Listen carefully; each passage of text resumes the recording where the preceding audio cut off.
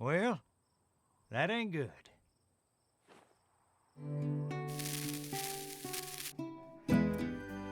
Interesting facts about famous people.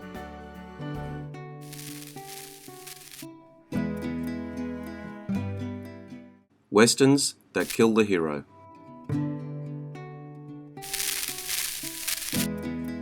Westerns that do away with the hero leverage the connection made between viewers and the hero, made of the tropes used by revisionist Westerns.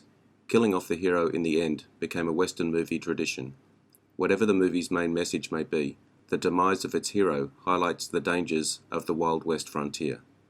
It becomes more common for Westerns to go against the conventional idea of a triumphant protagonist, choosing a darker conclusion that frames the sacrifices inherent in the genre, offering a poignant and introspective view on morality, justice, and the fragility of the hero in the Old West. Westerns that killed the protagonist in the end remind viewers that heroism has a price. While heartbreaking, this offers a realistic view of life in the Old West. In this video, I focus on the death scene, assuming you know the preceding story. If not, you should rewatch the Western. If you enjoy this video, hit the notification button to get my new videos.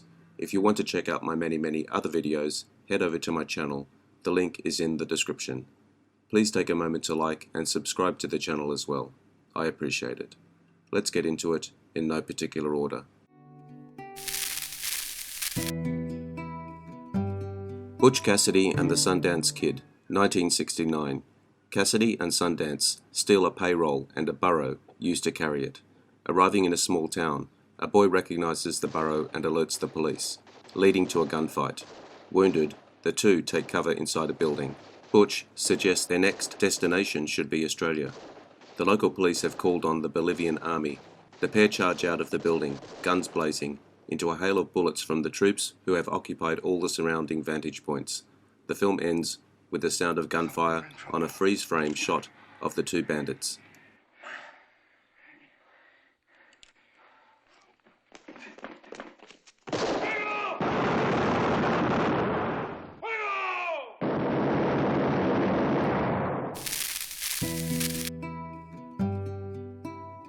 The Oxbow Incident, 1943.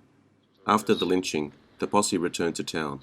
On the way, they encountered the town sheriff, Risley, who reveals Kincaid is not dead, and the two men who shot him have been arrested. Risley then asks Davies, who was responsible for the lynching. All but seven, Davies replies, and the sheriff angrily declares, God better have mercy on you. You won't get any from me.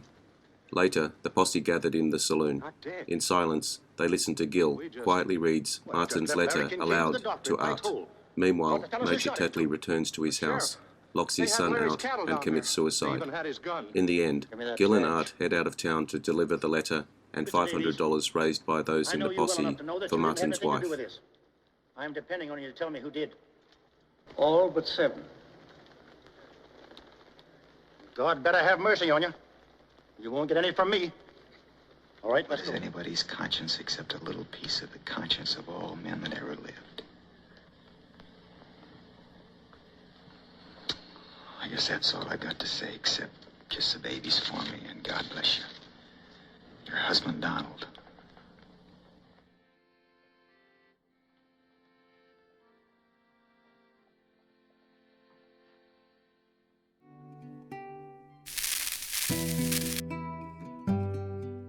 The Wild Bunch, 1969.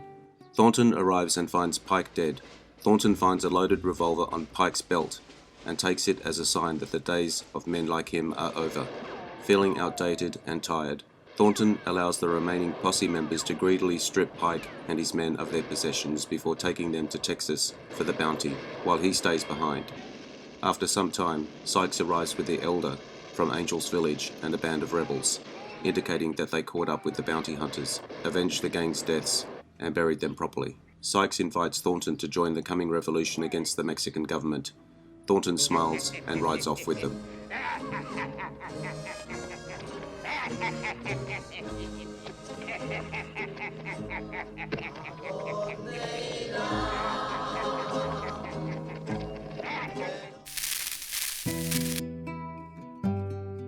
"3:10 to Yuma, 2007. Wade helps Evans evade his gang and finally boards the train, congratulating Evans on his efforts. Charlie appears to shoot Evans despite Wade's order to stop. Wade steps off the train, comforting Evans in his final moments. When Charlie returns Wade's gun belt, he abruptly executes Charlie, along with the rest of his gang. William appears to draw his gun on Wade, but does not kill him. Instead, turning to his dying father, Wade boards the train and politely surrenders his weapon. Evans dies as William tells him he accomplished his mission and got the money. Butterfield watches the train depart with Wade on it. As the train disappears around the bend, Wade whistles, and his faithful horse pricks up his ears and gallops after the train, indicating that Wade is already planning his next escape.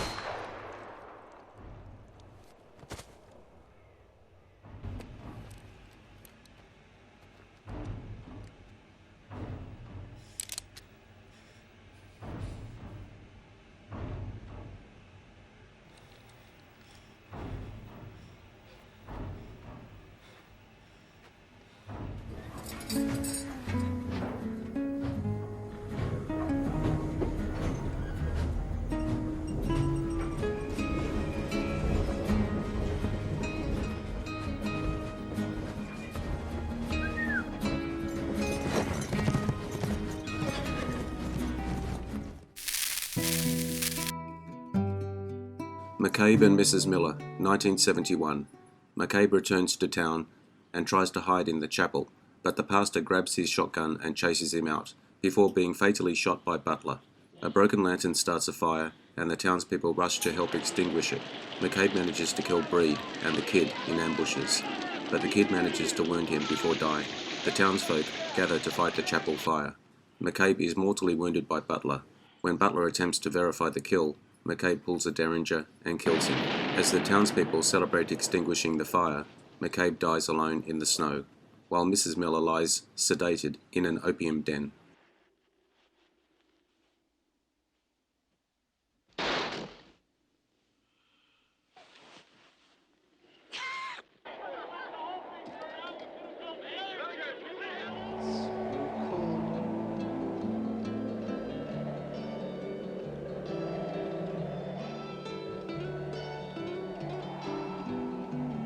And why are you so quiet now, standing there? No Country for Old Men, 2007. Moss retrieves the case from the Rio Grande and arranges to meet Carla Jean at a motel in El Paso, where he plans to give her the money and hide her from danger. Carla Jean is approached by Sheriff Bell, who promises to protect Moss. Carla Jean's mother unknowingly reveals Moss's location to a group of Mexicans tailing them. Bell reaches the motel rendezvous at El Paso, only to hear gunshots and spot a pickup truck speeding from the motel. Bell finds Moss dead in his motel room. Carla Jean arrives later and understands from Bell's expression that Moss is dead.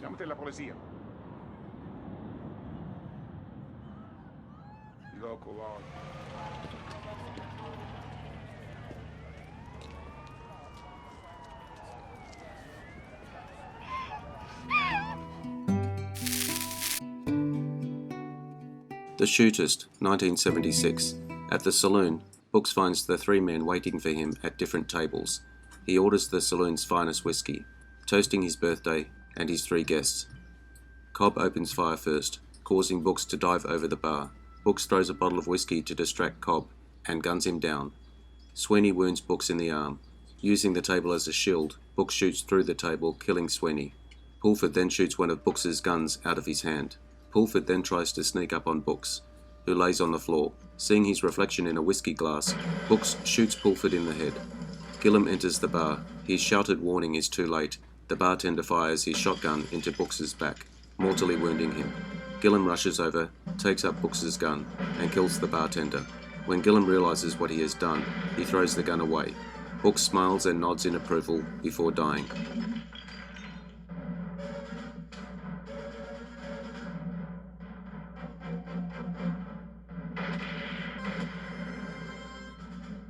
I'll tell you that was for Albert!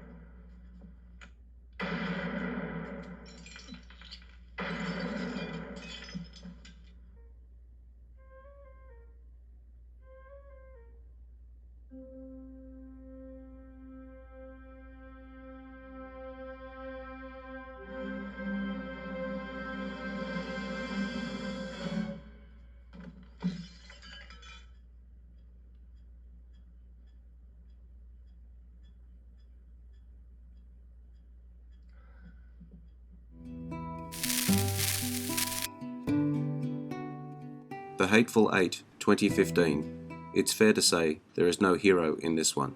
After small talk, Warren, Samuel L. Jackson, puts one of his guns next to Smithers, Bruce Dern's, and claims that he raped and murdered Smithers' son, who had tried to claim the bounty. When Smithers reaches for the gun, Warren kills him. During the confrontation, the coffee is poisoned, which Daisy, Jennifer Jason Leigh, silently witnesses. Ruth, Kurt Russell, and O.B., James Parks, drink the coffee. O.B. dies, and Daisy kills the dying Ruth with his own gun. Warren disarms Daisy, leaving her shackled to Ruth's corpse, and holds the others at gunpoint except Mannix, who nearly drank the poisoned coffee himself. Warren and Mannix, both seriously wounded, hold Daisy, Gage, Michael Madsen, and Tobray, Tim Roth, at gunpoint. When they threaten to kill Daisy, Jody, Channing Tatum, surrenders and is executed by Warren. Warren kills Hickok when he tries to persuade Mannix, Walter Goggins. Warren and Mannix then kill Gage when he grabs a pistol hidden under the table. When Mannix faints from blood loss, Daisy hacks off Ruth's arm and goes for a gun, but Mannix reawakes and wounds her. Mannix and Warren hang Daisy from the rafters, in honor of Ruth, who always brought his bounty to the gallows. As they lie dying, Mannix reads aloud Warren's fake Lincoln letter, complimenting its detail.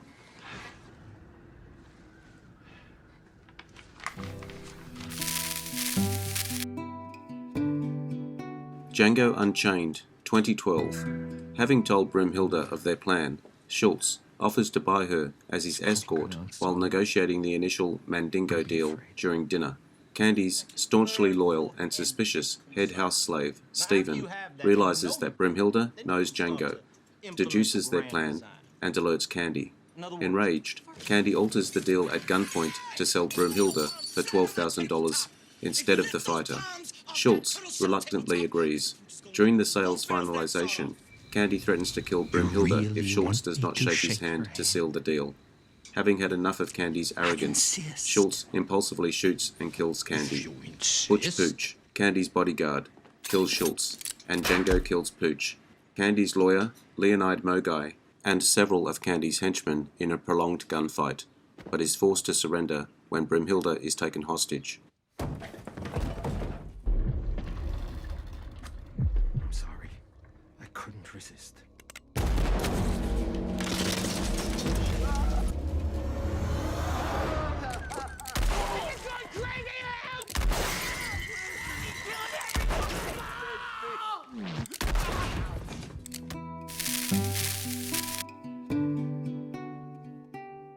The Ballad of Buster Scruggs, 2018. A young singing cowboy clad in black rides into town and politely challenges Buster. Buster happily obliges, but, much to his surprise, the younger man is an even faster draw and shoots him through the forehead. Buster examines the wound in disbelief before collapsing, admitting, voiceover, that he should have foreseen that. Well, You can't be the top dog that ain't forever. good.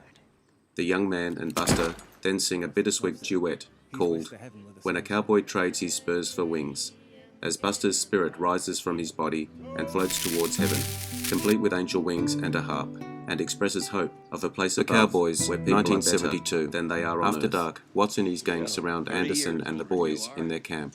They deliver a battered Weedy, and Watts forces Anderson to surrender his gun and begins to taunt Dan.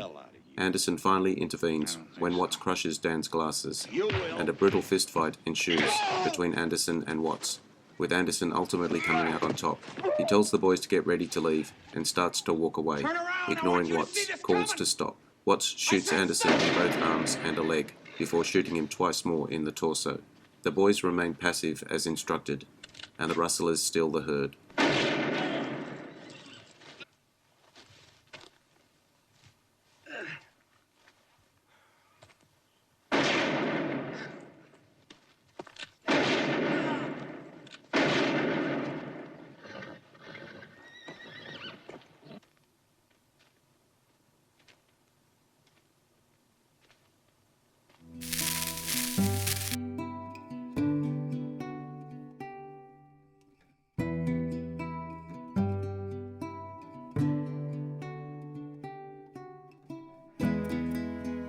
I hope you enjoyed the video. Let me know what you think in the comments.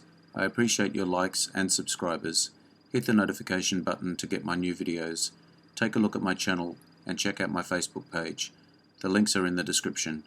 I am Wrangler. Bye for now. See you again soon.